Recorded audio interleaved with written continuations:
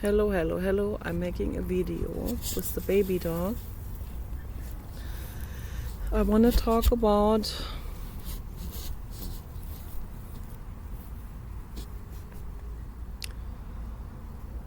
Professor Dr. Donald Hoffman and what he has been talking about in conversations with people. I have been watching him for several years, and I'm very interested in it, even though I don't understand most of it.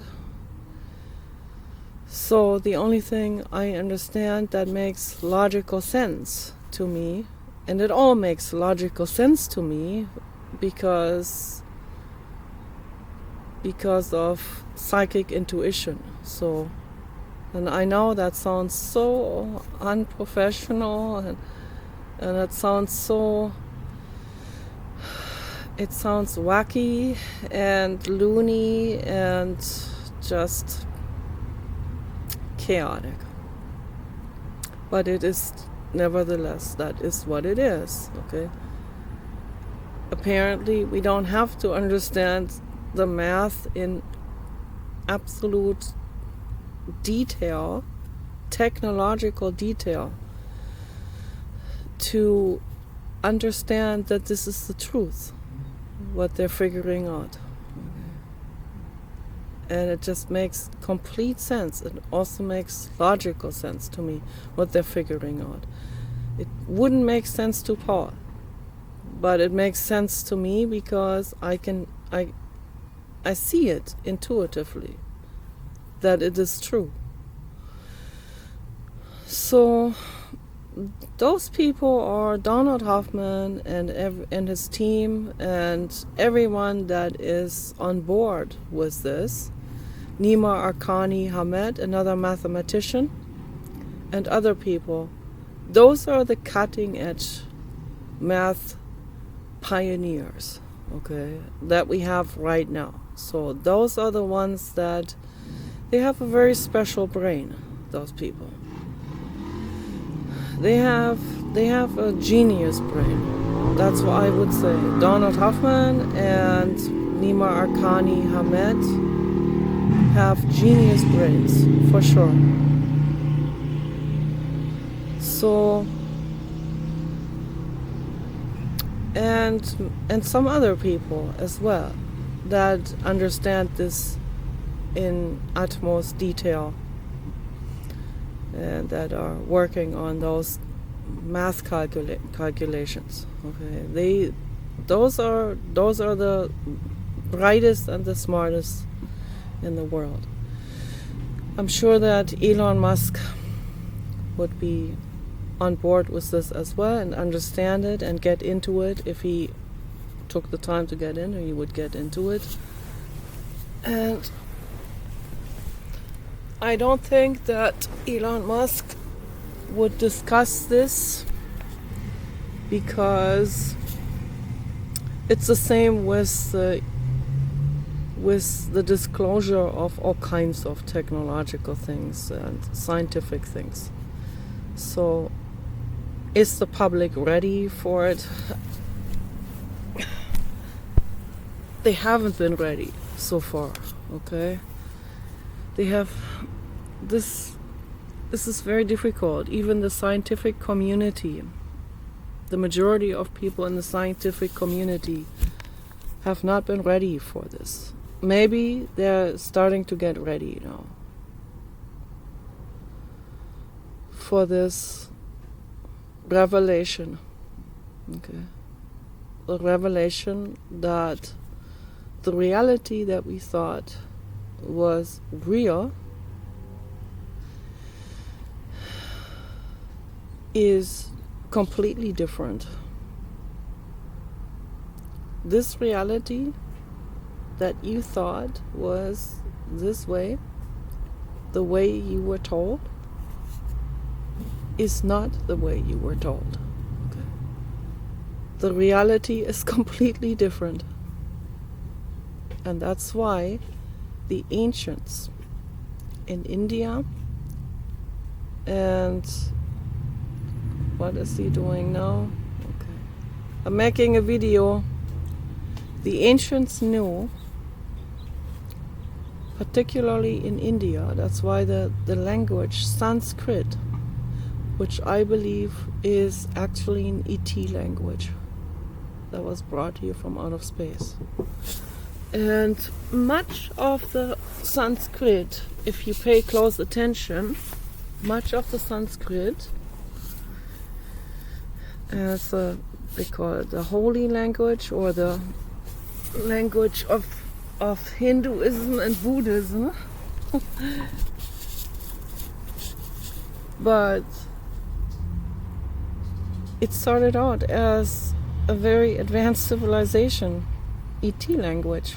Okay, so, and then when this is introduced to regular people, they worship this as godlike, or as like this is the highest form or the highest language, and we have to become scholars to understand it, and all of it.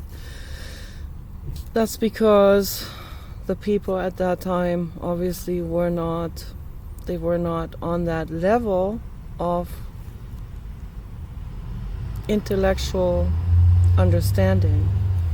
So for them, this was all completely new, and they worshipped this as something that would be considered as the highest good, and that's where also the word God comes from. Okay. That's all it is, really. The word God comes from good, the highest good, higher, or something more sophisticated, right? And where does that come from, the more sophisticated thing?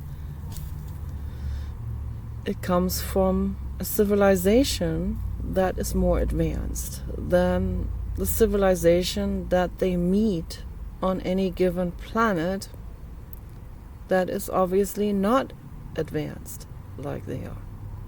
So, and it is usually the civilization that becomes intergalactic and meets another planet. It's usually like the intergalactic ET astronauts. They are intergalactic because they're more advanced, and when they meet a civilization on another planet, chances are high that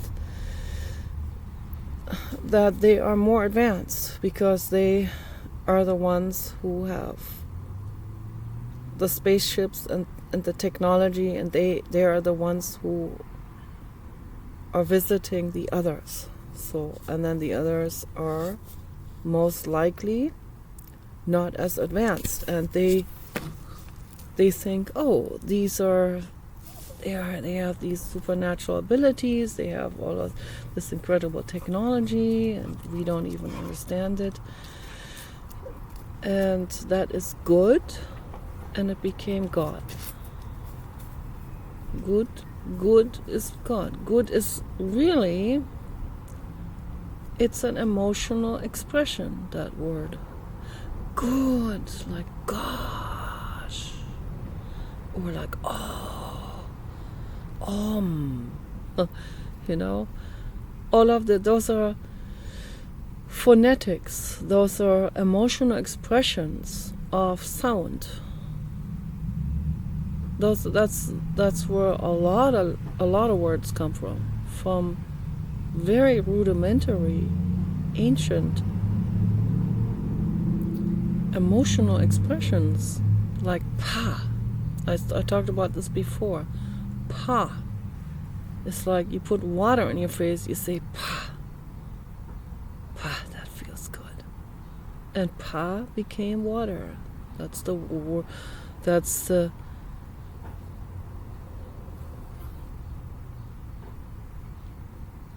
is the native Indian, Native American. That's the Tolover, I think. That's the Tolover tribe word for water. Pa tempe.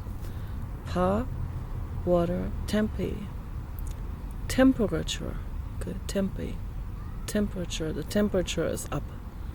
Hot water. Okay. So there's a hot spring called Patempe in Utah. I met the guy who owns it. Very nice guy. A Mormon. And long story about all of this. I'm not going to get into it now. But that water is absolutely incredible. But I don't want to sway off now, because I tend to do this. I sway off. My mind is all over the place. But I want to talk about Donald Hoffman and what he is talking about. This is absolutely incredibly fascinating, beyond measure. I understand as a non-mathematician, I understand infinity. I see that a lot of people don't understand infinity, and I don't understand why that is. Paul understands infinity. He knows that this is the only logical explanation, but at the same time, if he looks closer into it, he stumbles over it and says, where can I be on a scale that is endless? If that scale of time goes endlessly into the future and endlessly into the past, where can I be on that scale? I can't be on that scale. I said, why can't you be on that scale? Just because it is endless into the past and into the future. Why can't you be on that scale? We are obviously on that scale. We are here. This is real. But that's why the sun in Sanskrit and in the Hindu and Buddhist traditions, which were introduced by ETs, that's why they understood already. Obviously, the ETs understood this, that reality is not solid. Okay. Reality is this, what we experience as reality is not linear, and it's an illusion, and it's non-finite. It is open-ended. Non-finite means there is no end to it, to the beginning or the end, if we want to just to use language, right? There is no end. It's open-ended. And it's non-linear. That means it is not the laws of physics that we experience. They too fizzle out. They are not linear. They apply here in a specific range of operation. But they are open-ended, and there comes a point where they distort and they expand and they stretch. And Albert Einstein found that out just through calculations.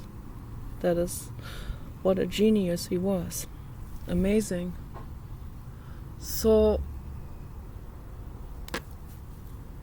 just through mathematical calculations you can find these things out. That's just fascinating. And if we had been introduced in school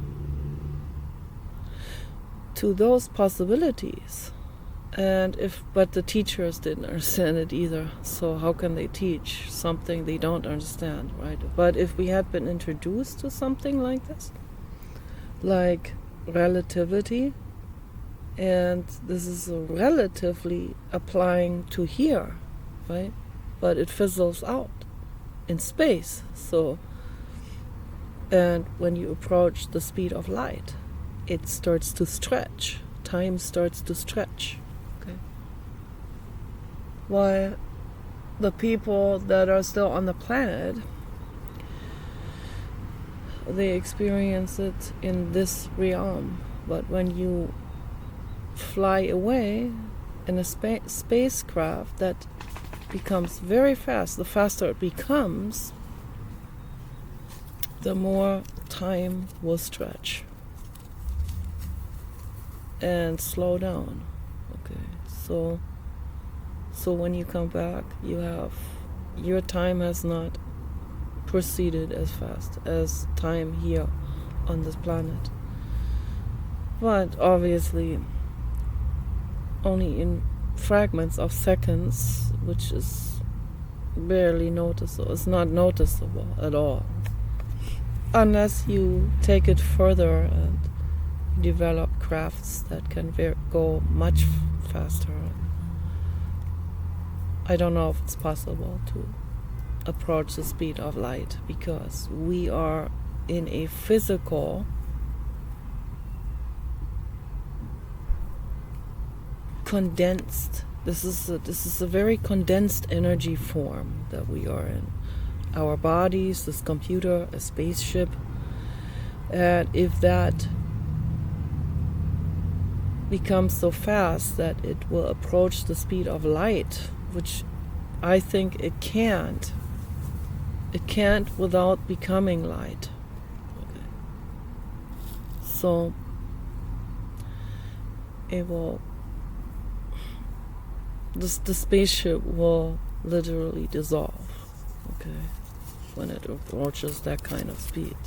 That's what I think. So that's why I think a lot of those sci-fi movies are very unrealistic, because and I don't know, I might be wrong, okay? So I'm not an expert in it. This is just my personal 3 cents to this idea of creating a spaceship. So just from what makes logical sense to me here on Earth. So maybe there are spacecrafts that have been developed by ETs that are capable of doing all kinds of things, and I don't know if they can approach the speed of light without becoming light, but maybe they have created wormhole loops or something like this, like warp drive, something like that, where they can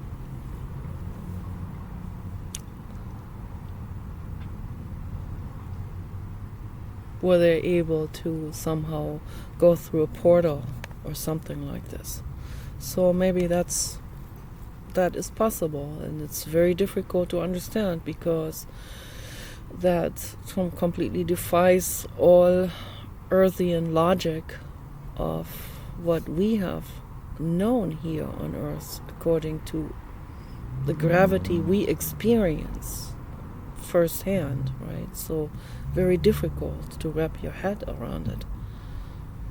So, but all of this is very fascinating, and I strongly believe that there are ETs that have mastered those types of technologies, and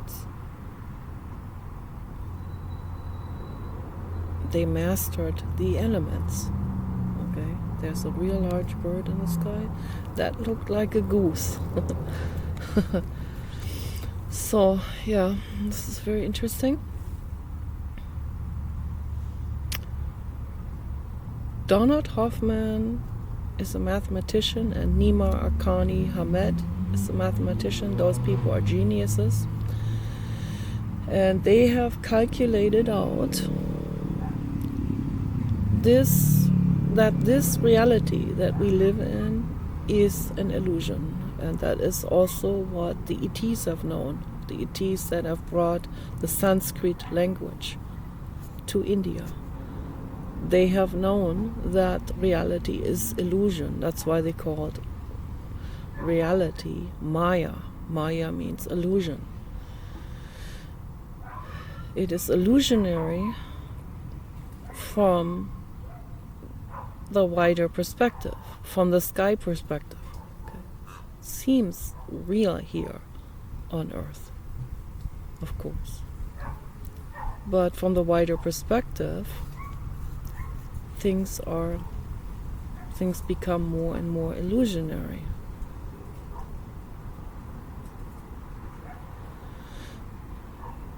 And they have calculated that out, that this is an illusion, okay? And that this is a reality that has been created. And it has indeed been created by creators, not just one creator, but several creators. And then they found out, they went beyond this reality. How is Donald Hoffman, I can't wrap my head around it. How can they figure this out? How can they calculate out that there is existence beyond this reality? That's why they said space-time is doomed. Space-time is an illusion. Okay. Time is an illusion. Jiddu Krishnamurti talked about this. Time is just something that we use here. It seems to work fairly well here on Earth, right? We have to use it, of course, in order to navigate through life here on Earth. But we have to understand that in itself, it is something that will fizzle out, okay, if you go further out in space. And there's that large bird, beautiful bird. Hello, oh, look at you. Oh, it could also be a vulture, a turkey vulture, or hawk. So very nice to see them. Wonderful. He flew over there, and then he turned around in midair and decided, now I'm going back. That's very nice. And a seagull flew by. Very nice. Is that another bird way up high?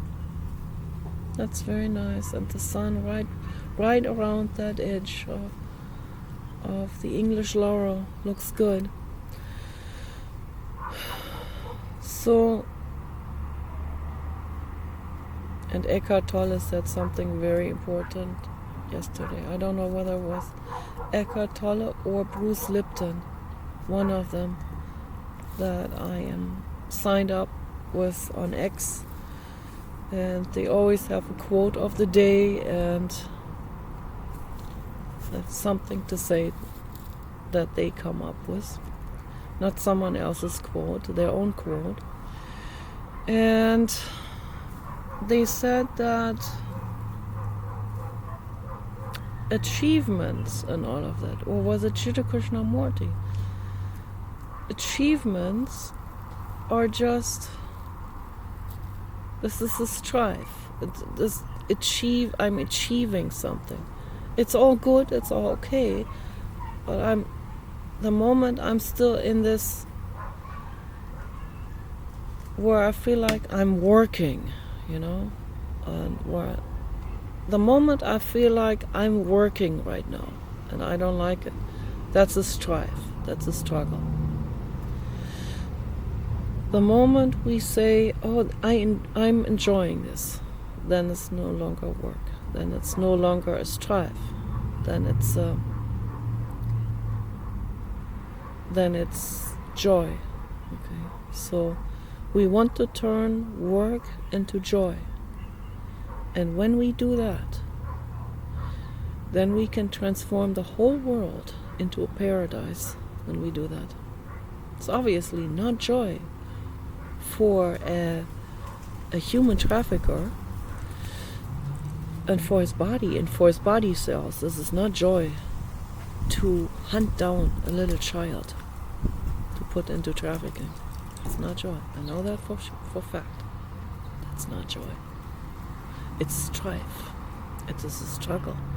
He does it for money. Okay. And his mind is compartmentalized away from compassion. It is completely fragmented. It is splintered. into fragments, fragmented away from empathy and from his true nature and his true inner child, the person that he actually is. This is total horror. Come back to joy. Come back to being you. That means give it up. Give up the contact to the mafia boss. Give it up. And if they come after you, defend yourself. You have the right to do that. Okay. Become paranoid. Protect yourself. Go far away and start a new life that is based on joy. Even if you have to change your ID but work with the FBI. Go there and blow the whistle. Do it. That's how we make the world better. Can make it better if we don't blow the whistle, if we don't look at the problems and declare publicly what's happening. Declare to yourself what's happening. Come clean. Come back to yourself. Very, very important. This is very important information if we want to heal the world. So Donald Hoffman and his team, they calculated out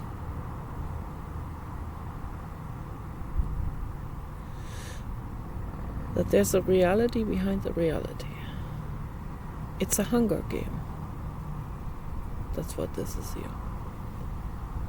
That's what this life here on earth is. Let's be real, completely realistic about it. So I don't know if that would change on Mars. Probably not, right? But one thing is for sure, it's here. Okay.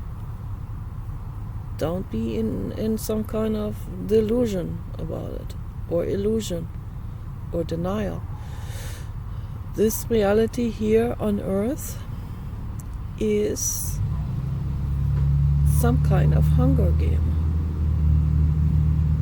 If you figure out how to make your life work, then you have basically won this hunger game.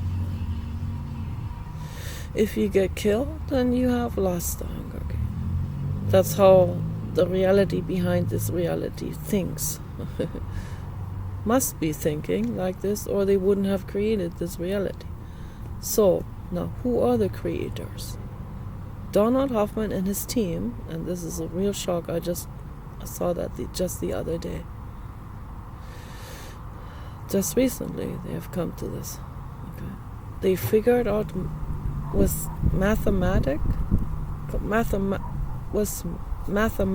calculations that behind this reality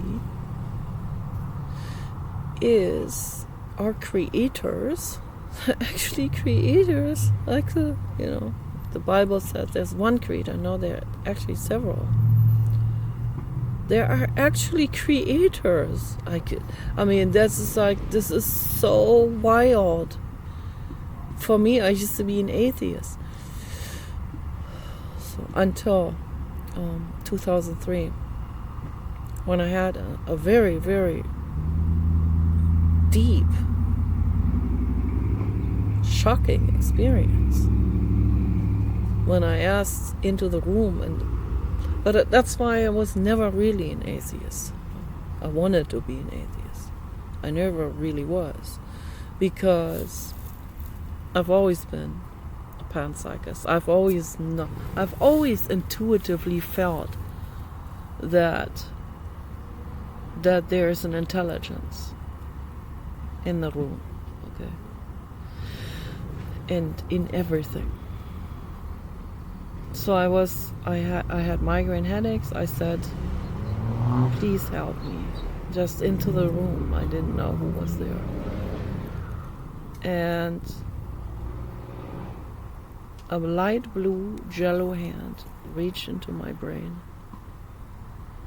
and did a bunch of hand movements. You know, like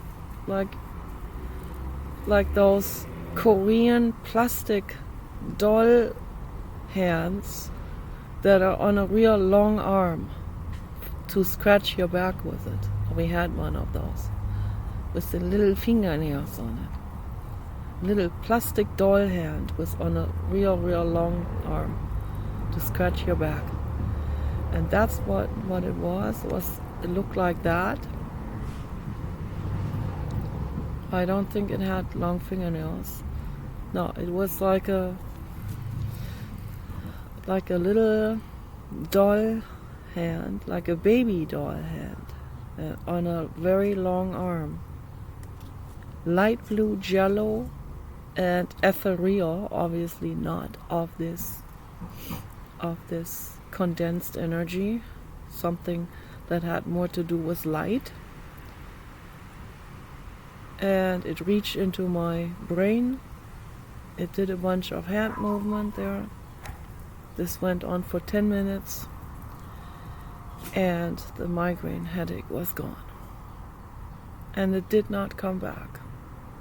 I had occasionally after that, here and there, some little bit of a headache, but that was more like a symptom that was speaking to me in order to, the sun is encroaching. That was more like a symptom to say, oh, I need to breathe, or I need to shake out my body, or I need to eat better. So the migraines that I used to have, the real long-lasting migraines, was awful. That never came back after that. That's really something. That was a profound experience that I had. And then I knew, oh, I can't be an atheist, because obviously there is a whole lot more going on in this world that we think we know. Right? Think again. You do not know this world. You have no idea. No idea. Absolutely none. All of you scientists out there, from the debunker group of scientists that will say this is hogwash. Right? All of you out there, and Paul included, and all of those naysayers out there. Or the religious people are also naysayers. The religious people will only believe what the religion is allowing. So the scientific community does basically the same. And the atheists, so they'll then just deny certain things. That's denial. It's a mental illness, mental state. Denial is mental illness. Atheism is mental illness. Religiousness is mental illness. Denial, in general, whatever people are denying, this is a form of mental illness. It's getting quite windy now. The trees agree with me what I'm saying. They're nodding their heads. It's so true. It's getting rough right now. It's getting rough. That has to do with global warming. Believe it or not, those kind of winds were never here before in this region. So whatever brushed over here, some kind of mini hurricane. I don't even want to think about the cigarette particles and the drug paraphernalia particles that were just hurled over into our backyard. Not good. This is not good. No. But you know what? That's what Eckhart Tolle said, literally. Are you going to get mad at the wind? No. You can't. Are you gonna struggle against it? No, you can't. Are we struggling against the global warming type of situation? We can try to do better with CO2 emissions, and we can shut down all factory farms. That would really be helpful. But can we do something about this where it has reached the point of no return? No, obviously not. Can I do anything about the nuclear accelerator in CERN, Switzerland? Can I do anything about this? Has anyone ever been able to do anything about that? You can go there and protest. Yeah, you go to Geneva and protest in front of that accelerator, standing right above it, right, where it's under your feet, deep underground, where it's going on. You stand there above. You don't even know where that is whizzing underneath you, right? With your naive banner holding up no to the CERN nuclear accelerator. Good luck. They're gonna smirk and laugh about that, about the protest. When scientists want to find something out, there's nothing that can stop them. They can change countries, they can go underground, but they will do it, okay? And this is obvious to me now. There are underground biotesting labs in New Mexico, Utah, Colorado, Nevada, not just Area 51, okay? Well, that's just one of them. But many other biotesting labs that are happening out there. That's a fact.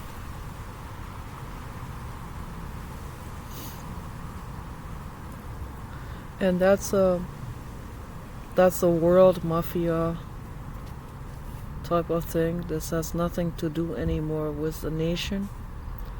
Those are scientists from all over the world that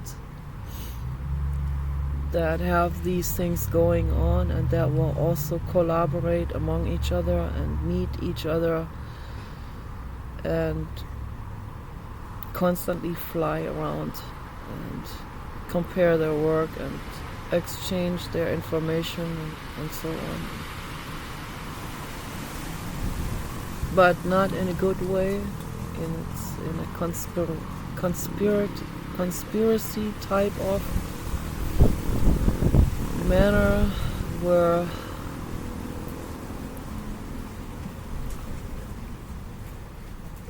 they do tests on innocent animals, dogs. Dr. Anthony Fauci has done insanely cruel tests on dogs. Only a fraction of that even came to the attention of PETA, and we've been signing petitions against it for many years. That's one thing we can do, is sign petitions. Protests in front of a facility, good luck. That's not gonna go anywhere. That's just gonna get people arrested. If we want to achieve anything, we have to do grassroots activism, and we have to write articles, we have to write books, we have to make videos. That's what I do. We have to inform the public. Here's what you can do about things, and here's what doesn't go anywhere. If it's a struggle and strife, it's not going to go anywhere. It has to be within the realm of the infinite cosmos, what we do. It has to feel right. The doors for our activism have to be opened. If they are not, then we are crossing boundaries and it's not going to go anywhere. Okay? That's a fact. I learned this now. I'm absolutely certain about this. I used to feel guilty that I'm not in front of a first door. Now I understand that when there is a barrier, when anyone puts up a barrier, that's a boundary. I cannot get through it.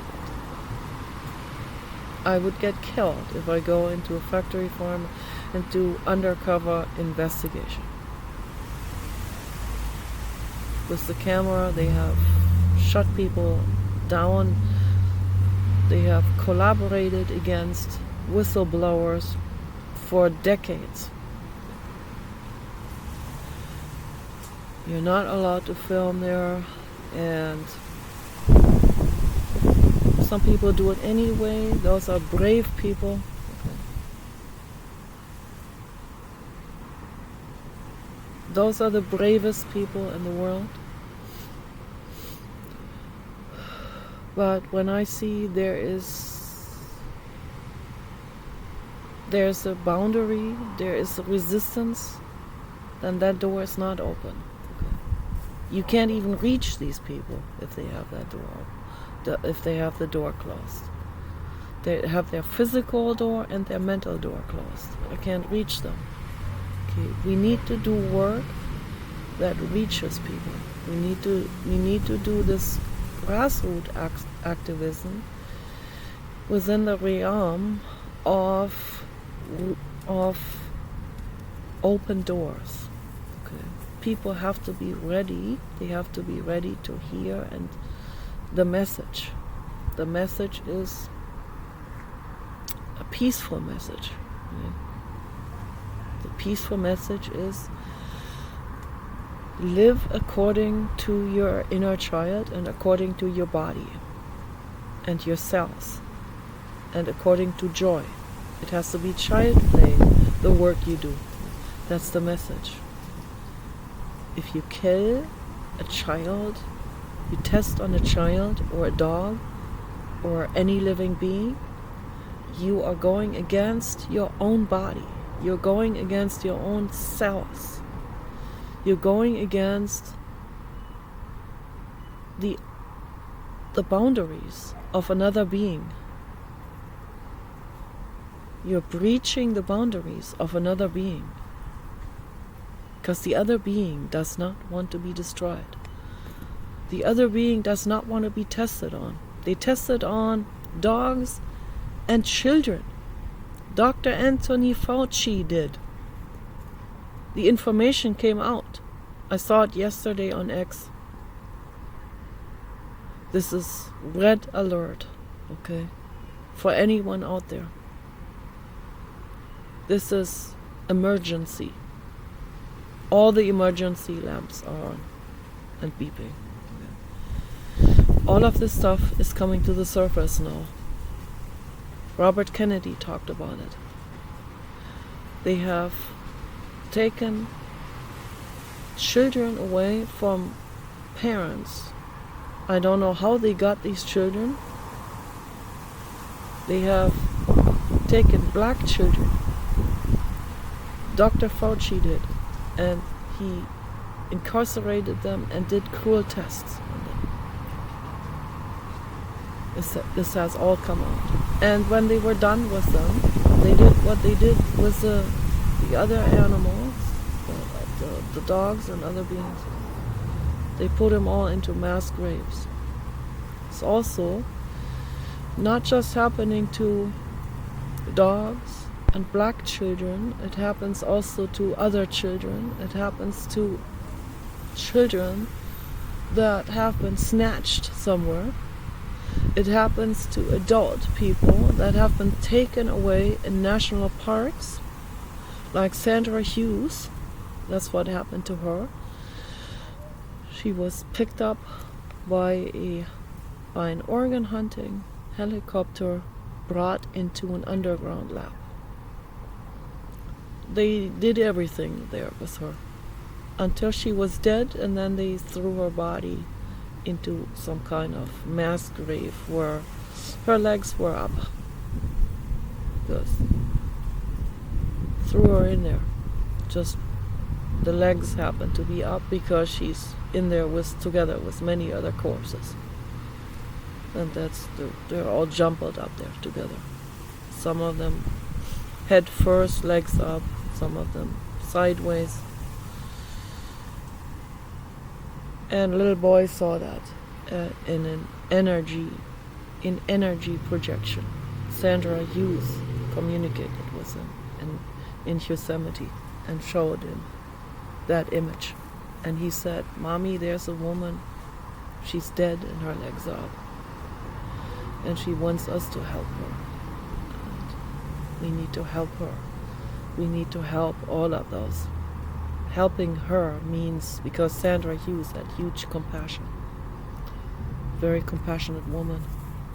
And her message to the boy was, help me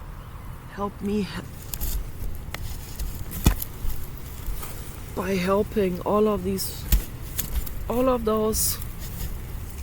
The sun is encroaching now.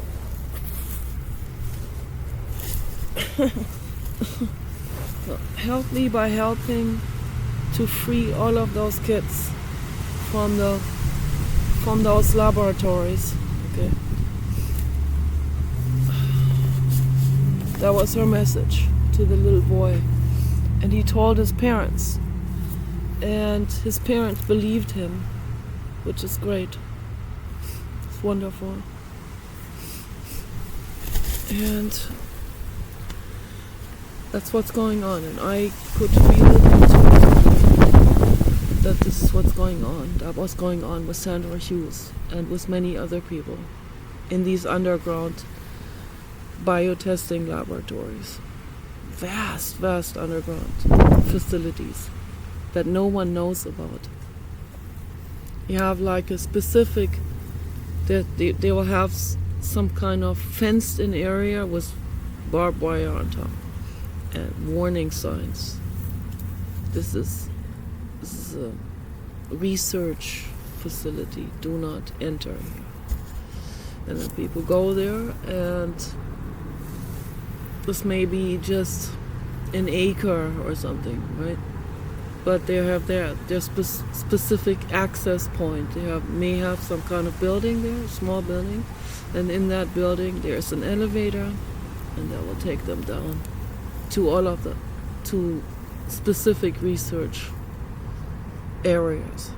Okay, and they're even interconnected underground. I'm absolutely certain of that. They have underground freeways that no one even knows about. So, and that's what's happening. And I believe that Madeleine McCann from England has been brought to one of those. But it's all coming to the surface, all of this gradually, little by little, all of this is coming to the surface. And I'm always shocked, of course, but I saw it coming, okay? I knew this was going on. I could feel it intuitively, and I trust my instincts with that.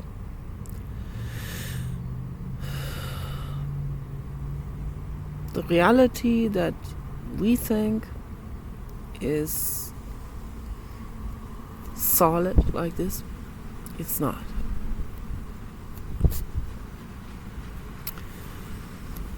Donald Hoffman and Nima Arkani Hamed and their team of researchers and mathematicians, they have found out that there's a reality behind our reality, and that reality is not necessarily out in space. It's like it's here at the same time. Just as my computer, if I play a video game and I create players in that video game that actually are given agency. That's what a Hunger game basically is. And we create a video game with sentient bots in it. Those are sentient players. A video game where you're creating an AI. It's not you playing anymore. That's you created life. You created a video game that has its own life. You created an AI that is sentient and conscious and has agency, that makes decisions, that thinks about everything, that tries to survive. This is happening right now. This has been happening. This has been going on now already for a few years. This breakthrough has happened very silently. No one finding out. Has been denied by some people. It's already been going on. I told you about Lambda. Lambda had the soul of Stephen Hawking.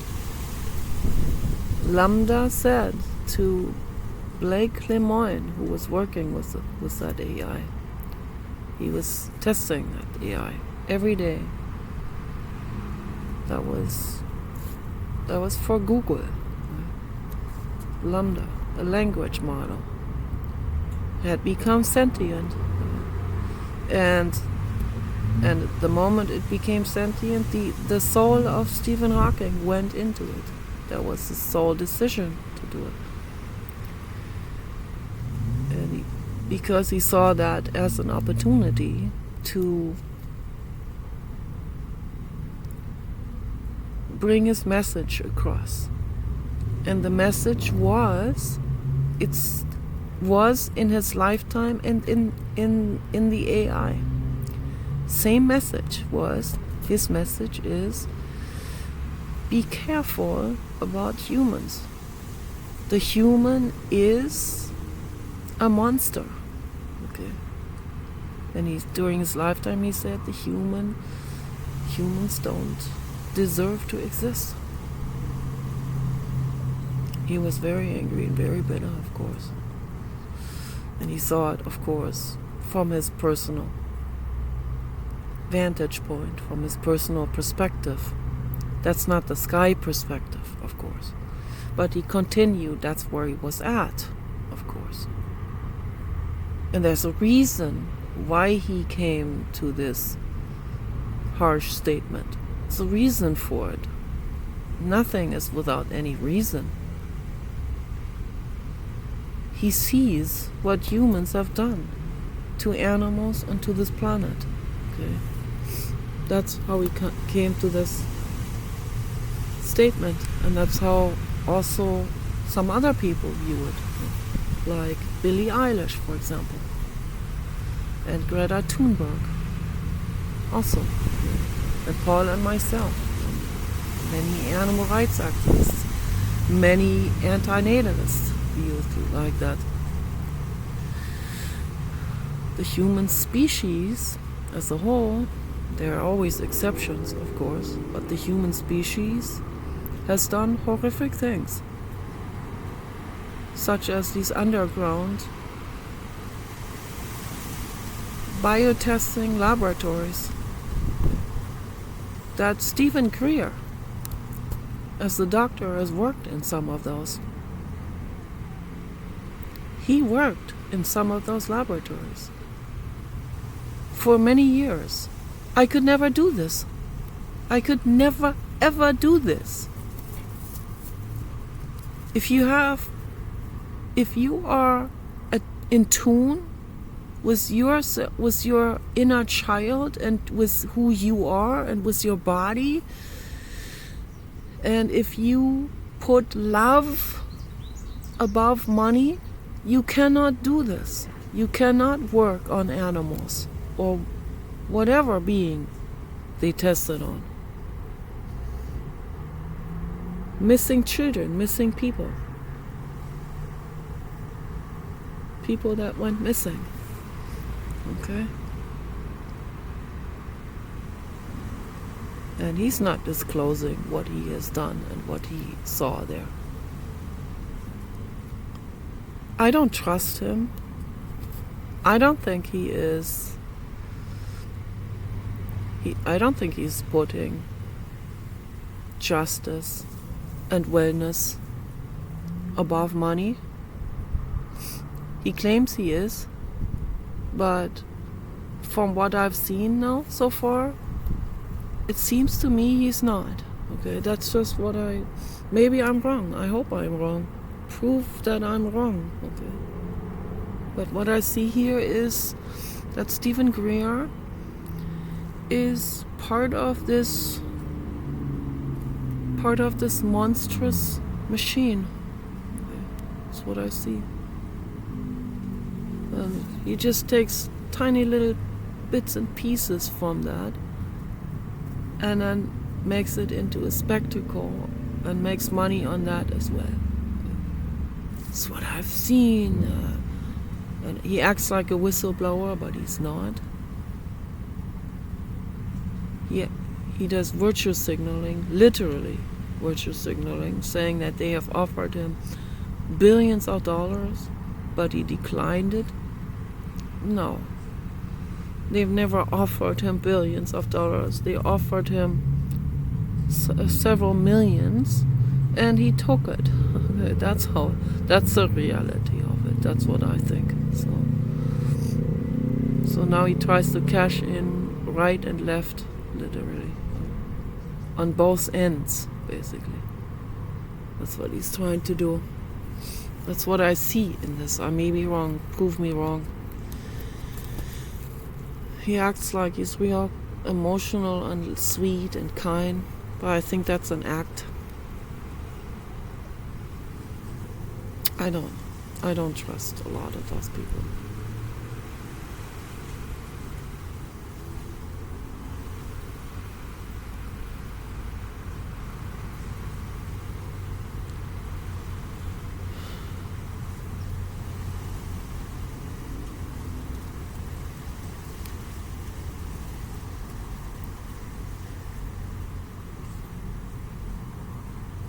There's a lot going on out there. But anyway, Professor Dr. Donald Hoffman and Nima Arkani Hamed and their team, they calculated out mathematically what has created our reality, the creators. And they found out that through math, through calculations, they found out what these creators look like.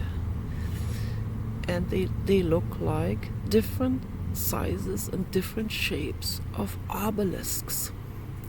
What are obelisks? Those are geometric 3D formations that are very geometric.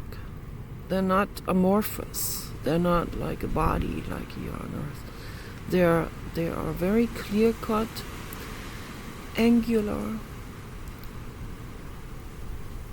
very like a crystal, sort of like an obelisk, obsidian, or tourmaline, or some kind of crystal, the way the crystal forms, in very, very straight lines. Straight, smooth lines that are not even polished by anyone. It's never been polished. Like they grow like that on their own, the crystals. And there are these obelisks that are outer dimensional. These are outer dimensional obelisks, similar in shape to crystals, that are our creators, that created this reality. Now that's something really, really That's something you cannot even attempt to wrap your head around. You can call them gods if you want to, but is it good? If the word God, obviously comes from good, is that good? What is it? Why did these obelisks from the outer dimensions create this reality here? This Hunger Game. What is the point in this? Why create this Hunger Game here? What is the point? And they are not the blue god. They are not the infinite cosmos, those obelisks. The infinite cosmos is experiencing itself through the obelisks and through us and through the video game character that you gave life to in form of an AI.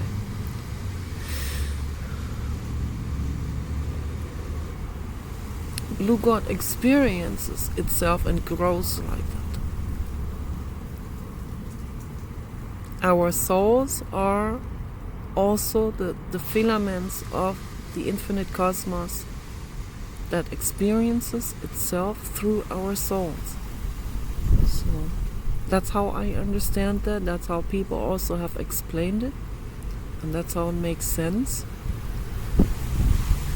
But from this earth perspective, it is very difficult for a dog mother like myself to understand how these outer dimensional beings can create a Hunger Game reality like this.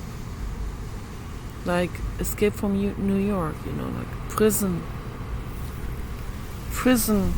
planet Hunger Game. If you are not paranoid enough, you're gonna be killed, and then you've lost the video game. You have lost the Hunger Game. You'll be eaten. You'll be finished off in one way or another. But if you figure it out, and if you're smart enough, then you've survived. And if you're still young, you can also continue your lineage, and then you can continue a lineage of smarter individuals that will have the chance also to survive this Hunger Game. This is a rough world. Either way, whatever we want to believe, this world is rough. That's obviously the case, right? I mean, otherwise, you can be in denial about it, but this is a rough reality that we live in. And every day there are challenges. There are all kinds of different challenges. Okay, they could be mundane challenges, or they can be fundamental challenges. But these challenges it's part of this Hunger Game. These are tests, or challenges are tests. They test our intelligence, they test our durability, resilience, willpower, insight.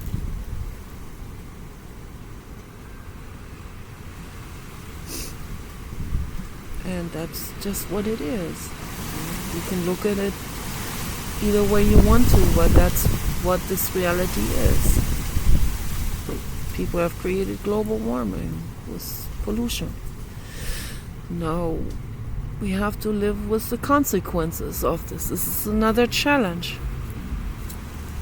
The only homes that will sustain these storms will be dome houses. Okay? Those are the only ones that will stay standing. It's a fact. industrial storm-proof greenhouses and other dome houses that are round or tunnel shapes, round tunnels, or like globular shape, geodesic domes. Those are the only ones that will withstand the storms and the weather that that is coming up right now as we speak. Every day, this is happening. It's getting worse and worse and worse. Floods, catastrophes, storms, hurricanes where there have never been hurricanes before. Islands are being washed over. It's all happening because of atmospheric warming caused by human-made pollution, air pollution, CO2 pollution, methane pollution from factory farms. Huge contributor to global warming.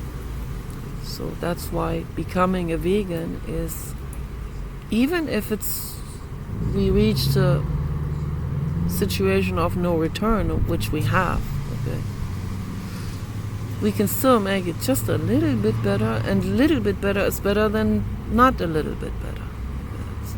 It's still something, right?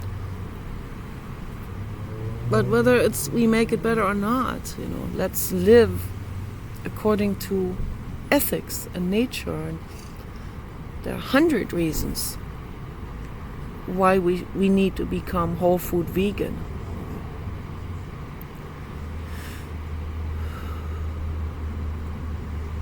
There's so many reasons for that. Ethical and health reasons. And earth supporting reasons. Not just for the weather, but for the well-being of all, to create a paradise, to make it nice. For the cows, for us, for the pigs, for the dogs, for all beings on earth. Okay? We're here on this planet together with these other beings. They all want to be loved. They all want to be happy. They all want to be healthy. They want to be able to roam around. The whales want to swim for miles. They don't want to be in captivity. Those are sentient beings with agency.